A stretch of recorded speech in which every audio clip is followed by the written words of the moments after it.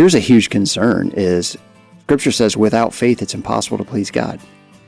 Without faith. Faith is the belief that God is about to do something massive in my church. God is about to move in my people in a way that I've never seen before. No eye has seen, no ear has heard, no mind has conceived what God has prepared for those who love him. So if 2 out of 3 pastors are saying, I'm struggling to believe that right now, we need to be praying for our pastors and encouraging our pastors, because as their faith goes, so goes the congregation.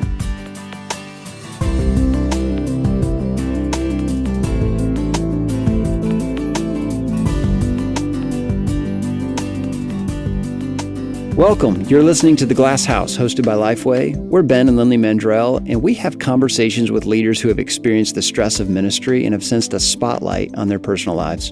We want to encourage ministry families and provide a glimpse inside their glass house. And before we start this episode, I want to invite you to participate in the conversation. If you have feedback to offer, a general question for Lindley or me, or if there's a topic you'd like for us to tackle in the future, email us at president@lifeway.com. We read every one of those emails.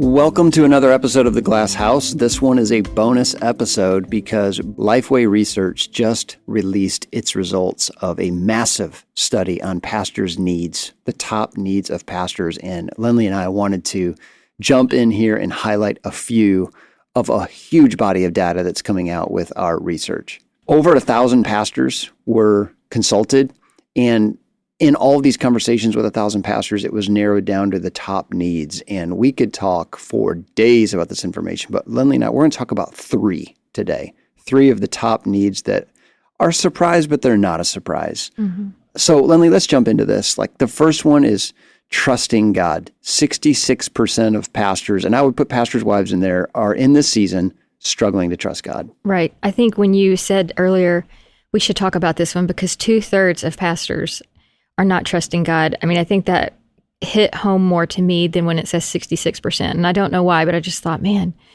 only 1/3 are trusting God. And I mean, but honestly, I can understand that. You know, you and I, we laugh with people. We are very impatient people. Yep. And so when we would have a decision to be made out, you know, in our previous churches, we would, you know, pray about it, and we'd tell the staff to pray about it, and we'd give it about 48 hours. And if the Lord hadn't revealed a specific answer, you know, I don't say this, I mean, I say it's kind of jokingly, but we would say, okay, well, we got to move forward. I mean, you know, a decision has to be made. And so here's what we're going to do. And, you know, I think that's what is happening out there. I wanted to, with humility, just lead out with this. I've never pastored a church through COVID. God called us out of pastoral ministry before COVID hit. So I have nothing but compassion for those who are leading. However, here's a huge concern is Scripture says without faith, it's impossible to please God. Without faith. Faith is the belief that God is about to do something massive in my church. God is about to move in my people in a way that I've never seen before. No eye has seen, no ear has heard, no mind has conceived what God has prepared for those who love him. So if 2 out of 3 pastors are saying, I'm struggling to believe that right now, we need to be praying for our pastors and encouraging our pastors, because as their faith goes, so goes the congregation. Mm-hmm. I've even said it this way. I think the most important ingredient in leadership, I'm convicted by this right now, even myself, is faith. When people look into your eyes as the leader, as the pastor, they need to see someone who truly believes, like down in his soul, that God called me here and he's about to blow this thing up in the most beautiful way. Mm-hmm. And I think this statistic of all the ones I looked at was the one that was like, we need to start praying for our pastors in our churches. They're struggling to believe that God's still at work. And I think that's true for, I mean, almost everybody out there. I started a prayer journal this year at the beginning of 2022. And at the beginning of it, it just talks about, you know, adoration and what is your word for the month in regards to the Lord. And mine was, you know, just remembering God is faithful. And so, I mean, then it had me write down a bunch of scripture about God's faithfulness underneath that. And so I think this is pastors. I think this is lay people. I think it's basically everyone out there is just maybe having a hard time trusting God through a long season of unknowns and COVID. You want to know what the most convicting passage of scripture in the whole Bible is for me right now? Say yes. Yes. Ecclesiastes 7 says, why do we say the former days were better than these? It is not wise to say this. I think everybody's struggling with that. We're seeing rooms that are less full. We're seeing people that are less engaged. We're seeing small groups that are struggling to meet. And all the criteria we gather for measuring success, it's just blown up in our faces. And with that, as the size of the room has shrank, so has the size of our faith. And what does it say about our faith? A lot. And I think we're all struggling that things don't look the way they used to look, but that doesn't mean that God isn't going to use this for a powerful purpose to purify and grow his church. So the first one, 66% of pastors are saying, I'm struggling to trust God. That is telling. Number two, 64% say that they struggle with taking Sabbath rest. We would have been in that group. Absolutely. What does that even mean, you think, that they're struggling to take Sabbath rest? Well, I just think there's always a meeting to be squeezed in. Yep. There's always an email to be replied to. And so I know even in our marriage, whenever you would say to me, somebody needs 30 minutes of my time. Well, what I knew was that easily was going to be 60 or 90 minutes, because even after 30 minutes, your mind is still processing it.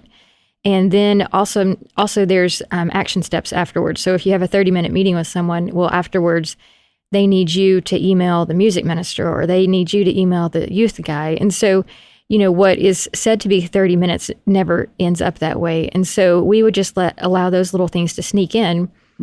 And then it takes your mind away from other things you should be doing. I think a theology of Sabbath is central to this. There's been great teaching out there on this, but the whole idea in the Jewish Sabbath was for 24 hours, you're just going to lay it all down and believe that the world is going to continue without you. That you don't have to be productive 7 days a week. You can be productive 6, and God's going to take care of the rest. That faith that God is going to take care of the rest is the piece I think that was lacking for me as a pastor, because I would always be like, well, maybe I can get by on a half day of Sabbath because this person really wants to meet with me and it feels pressing. So fear of letting people down is preventing pastors and wives from really enjoying the recharge of the batteries that's necessary to sustain ministry. We did an interview recently, and I don't believe it's been released yet, but he just said, he just got to a point where he says, I have a commitment. He didn't have to give an answer. There doesn't have to be a specific explanation. And he was laughing about it because he said, my commitment may be sitting on my couch and watching a movie, but they don't have to know that. And so, I do think it has to get to that point to where we can just feel comfortable saying, I have a commitment. And of course, there are times where you can't, because it is a funeral or a really tragic situation. So we're not saying this is, black and white. I totally agree. 64% of pastors say, I just can't find rest. Well, one more thing with that I would say is that I have learned, having been in pastoral ministry with Ben for 17 years, is that if I didn't make myself rest, the Lord would make me rest.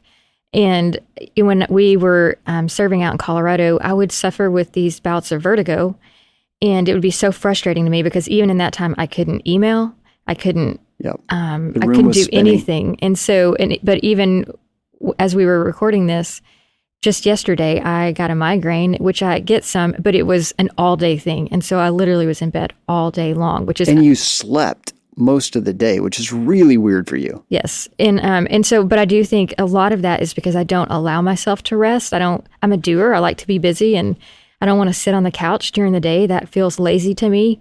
Even though it may just be, 30 minutes that's needed, I sit there for 30 minutes and all I do is think about all the things I should be doing right now. And so I think, we either will make a Sabbath or the Lord will make us Sabbath in some ways. And I think one of the things that's happened in this COVID season is that pastors feel a sense of fear that they're not doing enough because all of the rhythms have been thrown off. We're going to get to that in a second. But so it's like this constant, I need to be working, I need to be working, responding because my church is out of control right now, which leads us to the third one. 51%, 1 out of 2 pastors, 51% say that they're struggling with time management. Found that really interesting. What do you make of that? Well, that's not surprising to me because I'm married to you and I've had to manage your time for 20 years. And challenge me to better use my time. Yes. And I think now there is less, people can get away with doing less and nobody knows it from this work from home culture. And so, I think it's hard. I think when you don't have specific things that you've always done, we always did this meeting on Monday and we always do this on Tuesday. So then when you have more time, it's almost harder to manage your time. And so, even with Ben, there are times where he's kind of we laugh. He's like the guy on Christmas Vacation who's like, give me somebody, anybody, Yeah. on the phone. And I'm like, surely you have something to be doing right now. Well, insecurity creates a sense of panic. I just need to start calling people, reaching out to people. How are we doing? What are we doing on that? Mm-hmm. And what it is, it's really a sense of frantic activity, and it's fear-based. So I would say, you've stated this before, when you go into certain shoe stores and there's thousands of shoes on display, the options overwhelm you. Like, I've seen you do this. You walk in, walk right back out. I'm like the female who hates shoes because it just scares me. It's too much. I think many pastors are that way with their time now, because there's so many things you can do on any given day. All the rhythms, all the cadence has been blown up, and they're just wondering, like, am I using my time the way I should be using my time? I'm struggling with that. Well, I think for this, just 2 weeks ago, I sat down with Ben because we were talking about time management. And I said, what do you want to, by the end of the week, by the end of the month, by the end of the year, think of it. What do you want to say you've accomplished? And so I sat down with a piece of paper and, we put how many blocks. Besides, it was healthy exercise. He wants to work out 4 times a week. Okay, so there's 4 blocks there for him to check off, and quiet times and actual reading and, meetings he needs to have.